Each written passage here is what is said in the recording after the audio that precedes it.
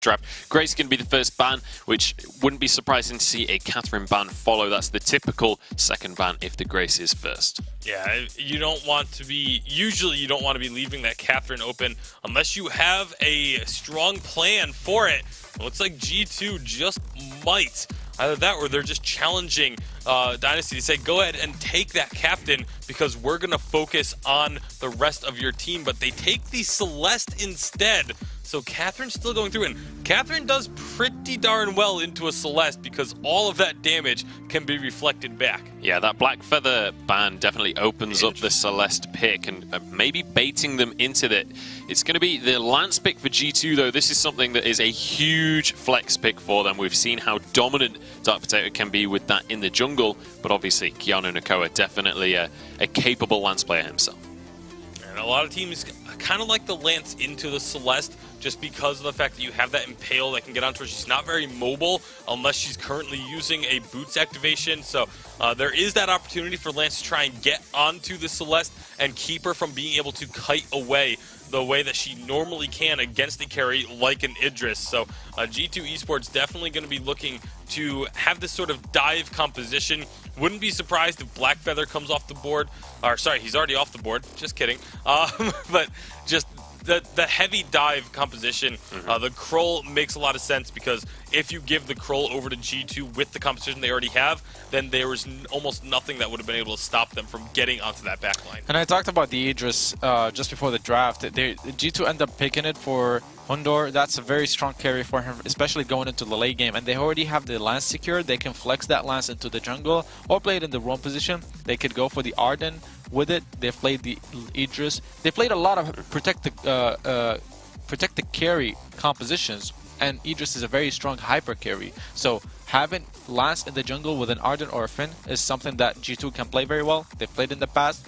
The Celeste Scroll coming out for Dynasty, this is a very flexible draft as well, just because they have multiple strengths, both the range once Celeste gets to level 8, the early game from Cruel because he can play very aggressive, their siege potential. They have a lot of things that they can do, and it's a very well-rounded composition. I like Dynasty draft. It's just going to be about whether they can push an advantage against TP Idris before he gets to his late game stage. Absolutely, and if they can kind of chain that CC together as well with the Cruel and Celeste having that on-target CC, if you can then even chain that into a gauntlet somehow, I'd be very impressed if they do manage to line that up perfectly, but would be a potential for huge plays coming out for them. G2 now deciding how to round out their own composition.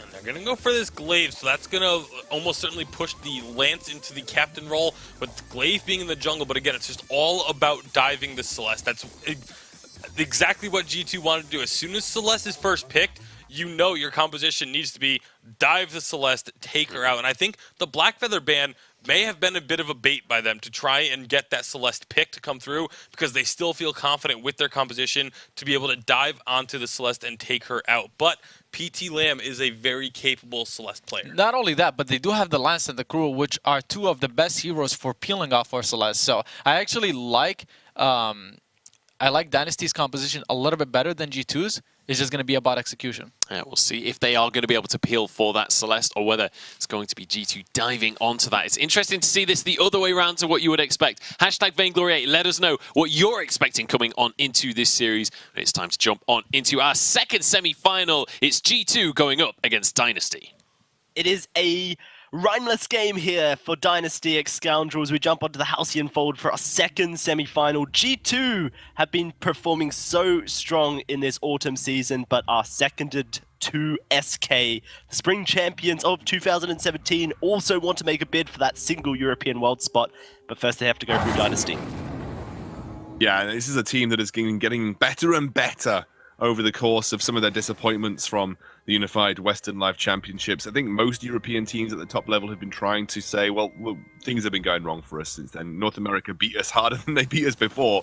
Something has definitely gone backwards. You just feel the sort of improvement coming out from these guys. Dark Potato is going to be on the Weapon Power Glaive. There was an inkling in draft that he could be on his Weapon Power Lance, but I get the feeling that they just didn't expect Dynasty to first pick Celeste, and now they've had to try and rejig their draft to associate and be able to deal with it.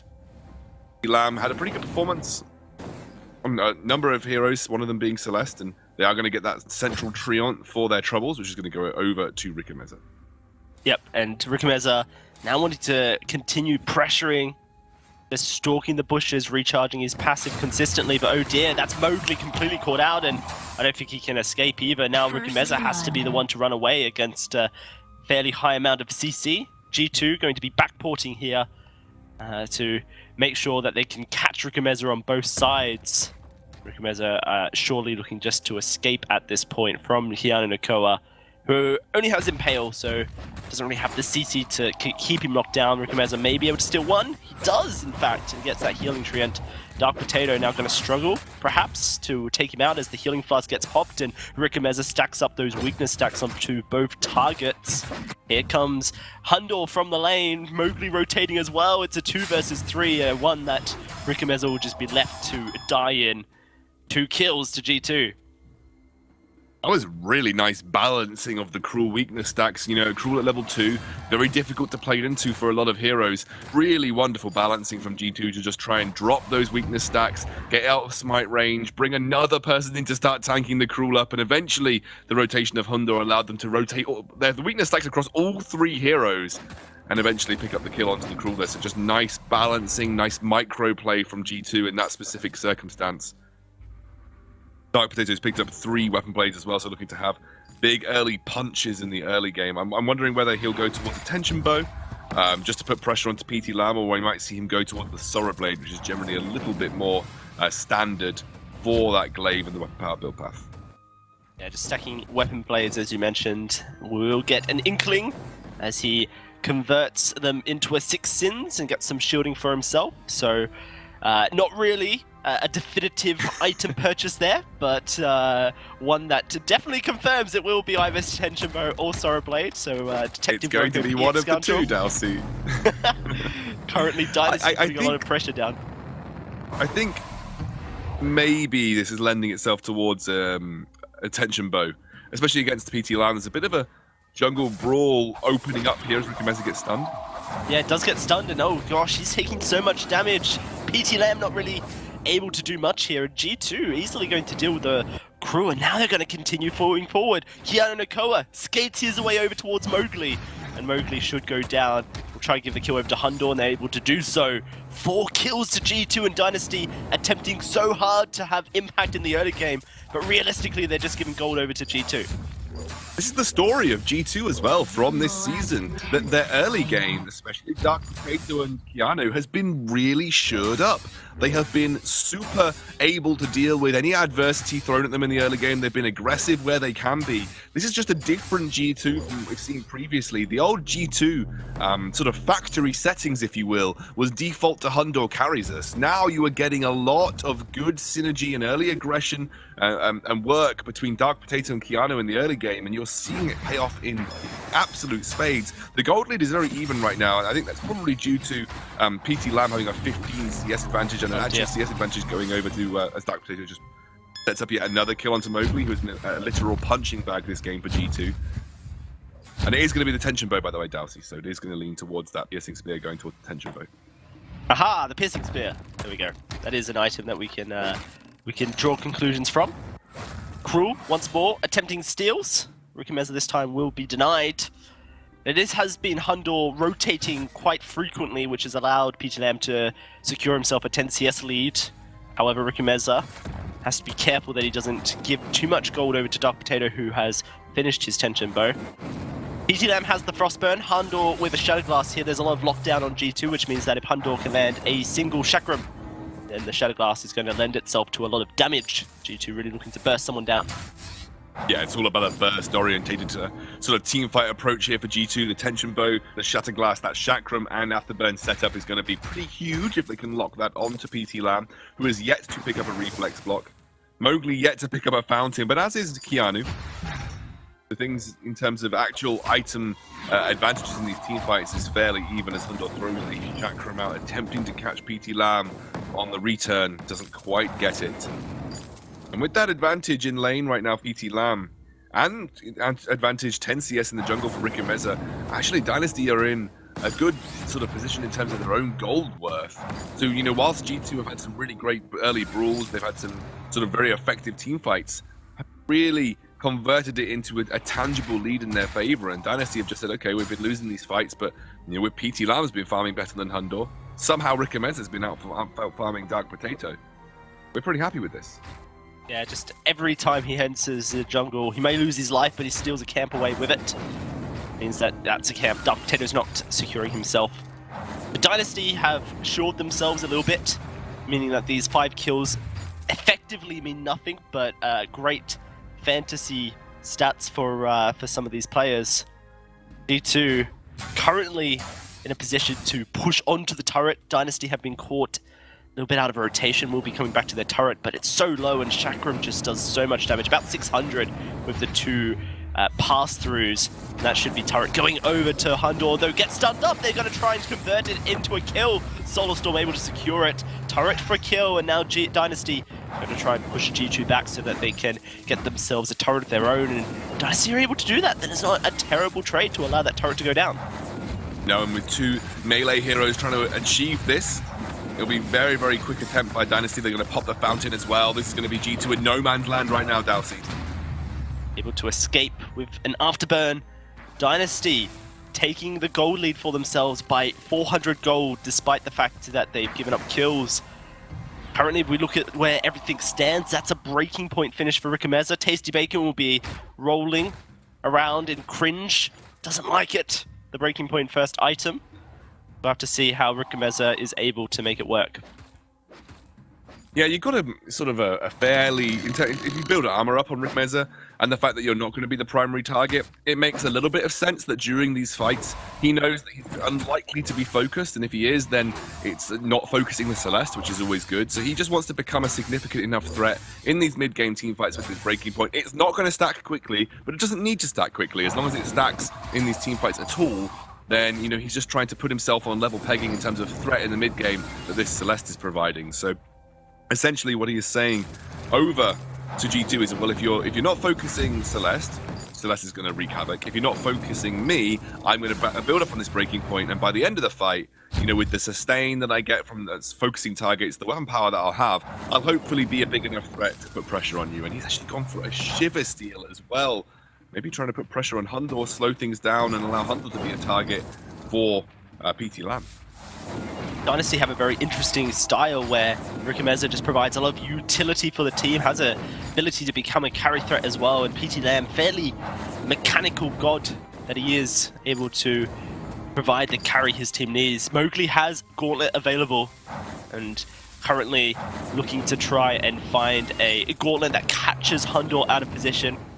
Hundor does have a reflex block, as does Dark Potato as well, so they are able to escape Gauntlet's core collapses, the stuns and whatnot, but PT Lam doesn't quite get aggressed upon in the way they want to. Hundor's walks straight into the Gauntlet, gets stunned up twice, oh dear, he's dead! Rickameza able to deal with him easily. He has 7 breaking point stacks. It's not quick, but it's certainly providing a lot of damage. Rickameza wants this kill on Dark Potato, but he's just about got away. Crystal Sentry will be a fair enough pick up for Dynasty, who are slowly but surely building up a pretty nice gold lead. Yeah, absolutely. They are, like you said, they kept level peggings in the early game by just prioritizing farm. Because of the threat of a Cruel in the early game, and like you said, and you picked up on it, Hundor rotating out of lane so often, PT Lam never bothered and just consistently tried to get gold in the bank. As Hundor, whoa! That is very aggressive. Will he pay is the question. Rickameza wants to make sure he does, but great CC from G2 and pure ability to get that Cruel off of their carry and keep Hundor alive. Wow, that was very close. I don't know what Hundor was thinking there with no vision on the map. Over aggressive, and now Dynasty Gaming going to go for a gold miner here. G2 probably not going to be able to contest this one out. And also, you've got to remember, against a no-armor team, or against... Oh, close. Spectral Smite, very hard to challenge. And now it's going to be Keanu Nicole in a bit of trouble, takes a lot of damage. Here's the Solar Storm. Fountain will heal them all back up to a nice, healthy amount. But G2 have been forced back. And if I was Dynasty, perhaps you're looking to push towards a turret, perhaps you're looking to take another Crystal Sentry. At least an objective whilst G2 are low and have no Fountain. That's exactly it. Crystal Sentry being contested here. Mowgli fairly happy with the Gauntlet up. Will catch 2. Hundor's trapped inside. The block does come out to get him out. G2 will survive, but they're losing so much gold in the process. They're losing a lot of gold right now, and wow, what a difference Dynasty had from yesterday. They had some shaky performances, admittedly. I wasn't over the moon with the way that they drafted. I think this time round they called G2's bluff. I don't think G2 were expecting a first pick Celeste. It's something that can be quite risky. So they banned the Black Feather, I think, hoping to get Hundo onto Celeste specifically. It was a risky draft tactic, and I think Dynasty called their bluff on it and have performed really well. Mowgli got battered around in the early game, but it doesn't matter when you just allow your Celeste to hyper farm. Rickameza still keeping up in farm despite losing those jungle trades.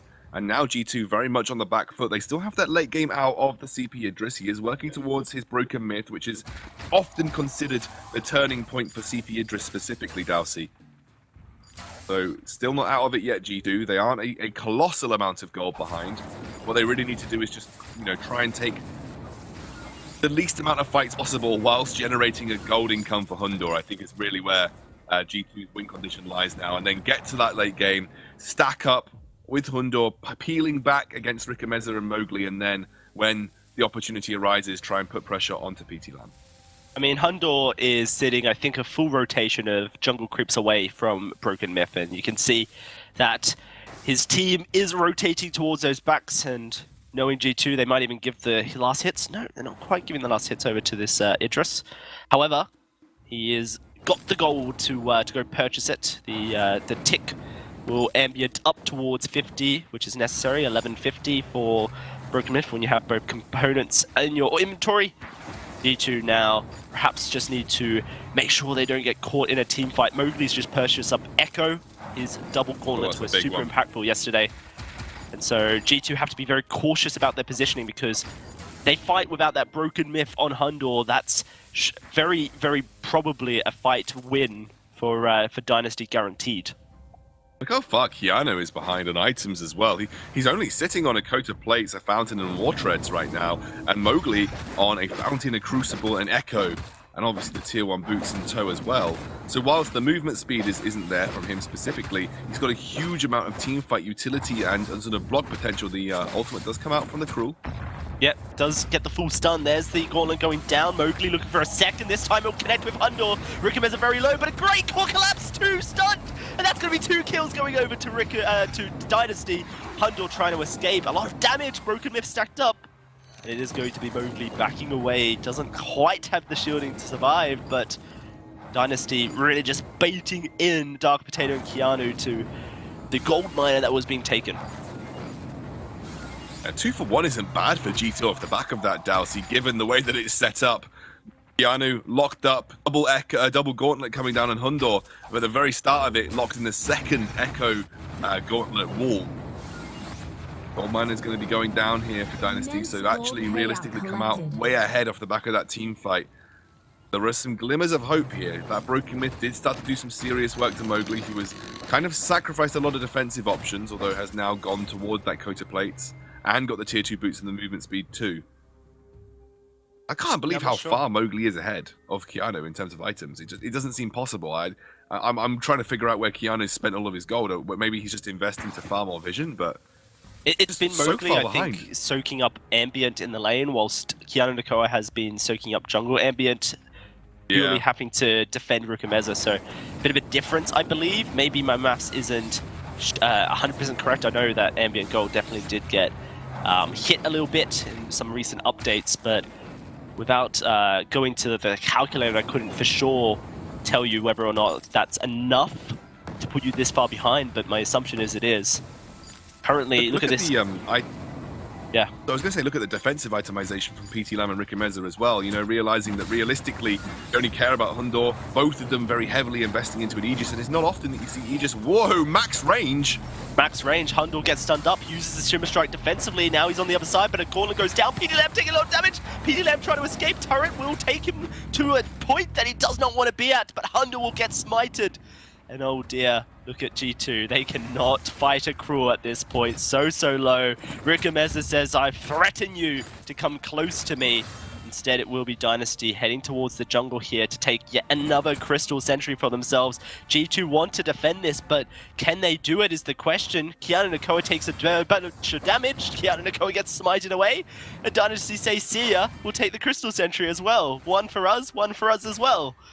Dynasty are so far ahead, 6,000 gold, Sentry eliminated at this 16-minute mark, and Hundor just uncharacteristically playing on a front line where he doesn't normally play. I like the idea and what G2 tried to execute there, but I just think that Dynasty outplayed that maneuver. What they tried to do is utilize the afterburn from Dark Potato and the ultimate from Hundor to dive onto the back line and put pressure immediately onto Celeste.